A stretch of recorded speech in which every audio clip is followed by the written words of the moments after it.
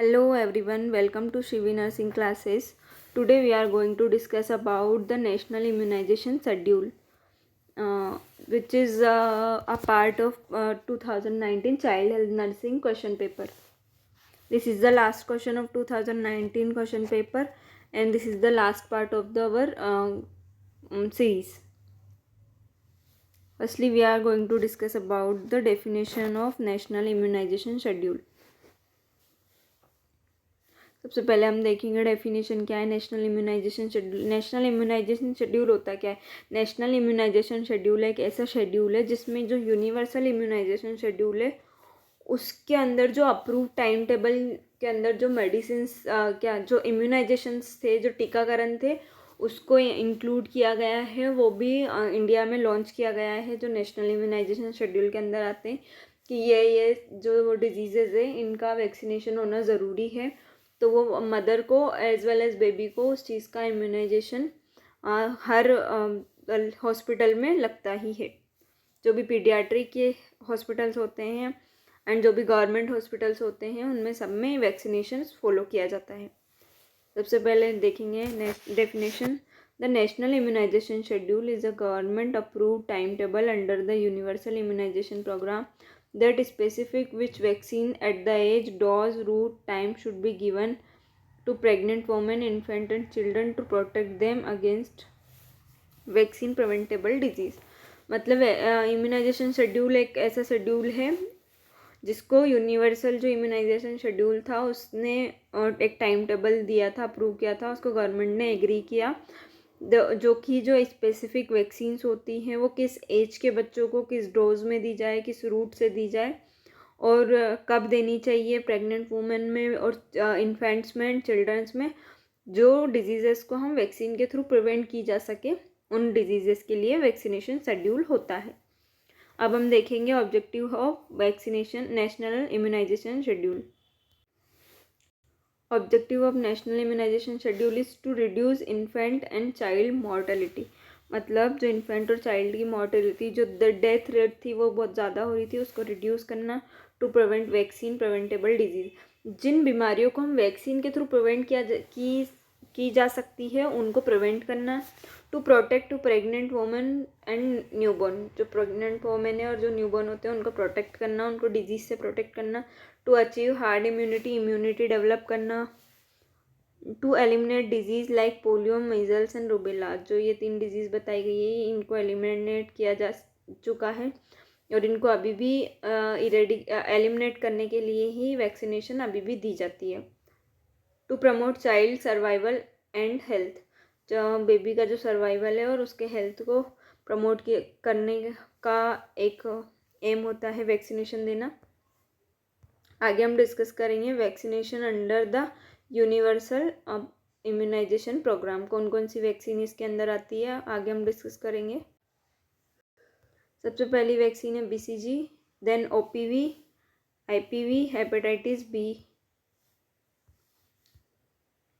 Pentavalent, rotavirus, PCV, MR, JE, DPT, TD and vitamin A. ये सारी ये जितनी भी दिखाई गई है लिखी हुई वैक्सीन से ये यूनिवर्सल इम्यूनाइजेशन प्रोग्राम में इंक्लूड की गई है।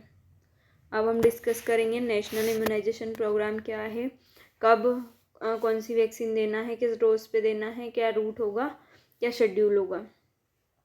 पहले हम डिस्कस करते हैं immunisation schedule for pregnant women. Pregnant women को कब देना है? प्रेग्नेंट वोमेन को वैक्सीन दी जाती है टीडी जो टिटेनस से प्रिवेंशन के लिए दी जाती है। फर्स्ट इसका डोज कब देना है? ये इसका डोज होता है 0.5 ml। ये IM दी जाती है इंट्रामस्कुलर, लेफ्ट अपर आर्म पे इसको लगाया जाता है as early as possible in pregnancy. जैसे प्रेगनेंसी कंसीव कर लिया गया है, जितनी जल्दी हो सके प्रेगनेंसी कंसीव करने के बाद फर्स्ट डोज लग जाना चाहिए। सेकेंड डोज भी सेम 0.5 ml देना है, वो भी IM ही लगेगा और लेफ्ट अपर आर्म में लगाना है। और 4 week of the first dose लगने के 4 सप्ताह बाद इसको लगाया जाता है। एंड TD बूस्टर तब लगाते हैं जब वैक्सीनेशन इनकम्प्लीट हो। If fully vaccination in last 3 year, अगर लास्ट 3 ईयर में फुली वैक्सीनेटेड हो तो TD का बूस्टर डोज दिया जाता है। Immunisation for infant and children. अब इम्यूनाइजेशन देखेंगे हम इन्फेंट और चिल्ड्रंस का।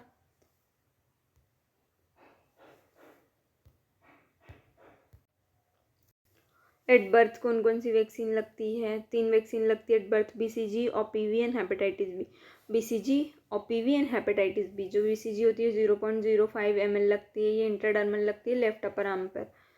OPV 2 ड्रॉप्स ओरल देते हैं, माउथ में देते हैं। ओरल पोलियो वैक्सीन होती है जो पोलियो से प्रिवेंशन के लिए लगती है। हेपेटाइटिस बी भी हेपेटाइटिस इन्फेक्शन को प्रिवेंट करने के लिए लगाई जाती है, जो 0.5 ml लगती है। IM लगती है, एंटेरो लेटरल थाइस पे लगती है आफ्टर द बर्थ। फिर हम देखेंगे 6 वीक में कौन सी वैक्सीन लगती है। 6 वीक में जो वैक्सीन लगती है वो है पेंटावेलेंट, OPV, IPV। OPV जो है वो ओरल पोलियो वैक्सीन से, IPV जो है वो जो इंट्रा मस्कुलर दी जाती है, ये भी पोलियो वैक्सीन ही है। रोटा वायरस जो डायरिया से प्रिवेंशन के लिए दिया जाता है। और PCV जो होती है ये न्यूमोनिया से प्रिवेंशन के लिए दी जाती है। अब हम देखेंगे 10 वीक में कौन कौन सी वैक्सीन लगती है, जो कि 2.5 महीने में लगती है। पेंटावेलेंट लगती है, OPV लगती है, रोटा वायरस लगती है। पेंटावेलेंट में 5 डिजीजेज होती हैं जिनको प्रिवेंट किया जा सकता है। OPV पोलियो वैक्सीन्स के लिए प्रिवेंट करता है। रोटा वायरस डायरिया से प्रिवेंट करता है। एंड वैक्सीन जो पेंटावेलेंट होती है उसका 3rd डोज लगता है 14 वीक्स में। OPV का भी 3rd डोज लगता है 14 वीक्स में। IPV का 2nd डोज होता है। रोटा वायरस का भी 3rd होता है। और PCV का भी 2nd डोज होता है। ये इम्यूनाइजेशन शेड्यूल आपको ट्रिक से याद करना पड़ेगा, तभी याद रह पाएगा, लेकिन हम बस शॉर्ट में इसको डिस्कस कर लेते हैं। और 9 to 12 मंथ में कौन कौन सी वैक्सीन लगती है? MR वैक्सीन जो 0.5 ml सबक्यूटेनियस लगती है। PCV का बूस्टर डोज लगता है 0.5 ml या IM लगती है। जेई का भी एक वैक्सीन आ गया है जिसे जेपेनिस एनसेफेलाइटिस के लिए लगाते हैं, जो कि दिमागी बीमारी या मेनिंजाइटिस से प्रिवेंशन देता है। विटामिन A का डोज रहता है जिसकी 5 ड्रॉप्स पिलाई जाती है बच्चों को ओरली। 16 to 24 वीक्स में वैक्सीन लगती है। MR वैक्सीन का 2nd डोज लगता है। DPT का बूस्टर डोज लगता है। OPV का भी बूस्टर हो जाता है। और जेई जो जापानीज एनसेफेलाइटिस है उसका 2nd डोज, और विटामिन A का भी 2nd डोज। 5 to 6 ईयर तक का जब बच्चा होता है तो उसे DPT का बूस्टर डोज लगता है। डिप्थेरिया, पर्टूसिस एंड टिटेनस इसके कॉम्बिनेशन में होता है, जो डिप्थेरिया, पर्टूसिस और टिटेनस से प्रिवेंशन प्रोवाइड करता है। DTA टिटेनस से प्रिवेंशन प्रोवाइड करता है। 16 ईयर में भी TD का डोज देते हैं, जो भी टिटेनस से प्रिवेंशन प्रोवाइड करता है। विटामिन A का शेड्यूल क्या है? फर्स्ट जब 9 मंथ का होता है बच्चा तब दी जाती है। एंड 2nd 16 to 18 मंथ का होता है तब दी जाती है। एंड थर्ड डोज जो होता है 9th every 6 month up to 5 years, मतलब हर 6 महीने में 5 साल तक दिया जाता है। इम्पोर्टेंट पॉइंट्स क्या होता है जो यूनिवर्सल इम्यूनाइजेशन प्रोग्राम में हमें याद रखना काफ़ी ज़रूरी होता है। All vaccine are free of cost under universal immunisation programme. जितनी भी वैक्सीन है अगर आप गवर्नमेंट सेक्टर से लगवा रहे हो तो वो यूनिवर्सल इम्यूनाइजेशन प्रोग्राम के थ्रू फ्री में आपको अवेलेबल होती है। Vaccine should be stored at +2 degree Celsius to +8 degree Celsius. Maintain cold chain maintain करते हैं और follow open vial policy follow करते हैं। Record vaccine on mother and child protection MCP एक कार्ड बना होता है जिसमें रिपोर्ट मेंटेन होता है, जितना भी वैक्सीन जब लगा है बेबी को, जो भी वैक्सीन नहीं लगाया है छूट गया है उसको भी मेंटेन करते हैं। अब यूनिवर्सल इम्यूनाइजेशन प्रोग्राम में नर्स का क्या रोल है वो देखेंगे। Role of nurse in immunisation programme. Maintain vaccine cold chain को मेंटेन रखना है ताकि जो वैक्सीन रहे उसकी इफेक्टिवनेस कम ना हो या वो ख़राब ना हो। करेक्ट वैक्सीन एडमिनिस्ट्रेशन करना है, सही डोज, रूट और सही साइट पर वैक्सीन एडमिनिस्टर करना है। पेरेंट्स को एजुकेट करना है वैक्सीन के बारे में कि कब आपको नेक्स्ट वैक्सीन लगवानी है और क्या प्रिकॉशंस रखना है, क्या ध्यान देने वाली बातें, सब पे हेल्थ एजुकेशन प्रोवाइड करना है।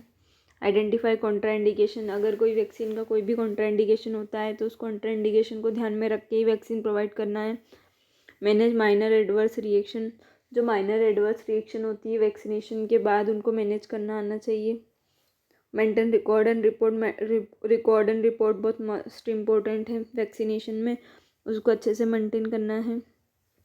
सपोर्ट इम्यूनाइजेशन कैंपेन होता है, उसको सपोर्ट करना है। जब भी कोई इम्यूनाइजेशन से रिलेटेड कैंपेन होता है तो उसमें 100% अपनी एक्टिविटी के साथ पार्टिसिपेट करना है। कॉन्ट्राइंडिकेशन क्या क्या हो सकते हैं, जो जनरल है, वैसे तो बहुत माइनर होते हैं कॉन्ट्राइंडिकेशन, पर क्या हो सकते हैं ये हम देख लेते हैं। सीवियर एलर्जिक रिएक्शन है, अगर कोई प्रीवियस डोज में तो नहीं देना है। एक्यूट इलनेस अगर है तो वैक्सीनेशन पोस्टपोन करना है। Live vaccine not given in pregnancy, जो भी लाइव वैक्सीन होती है वो प्रेगनेंसी के टाइम पे नहीं देना है।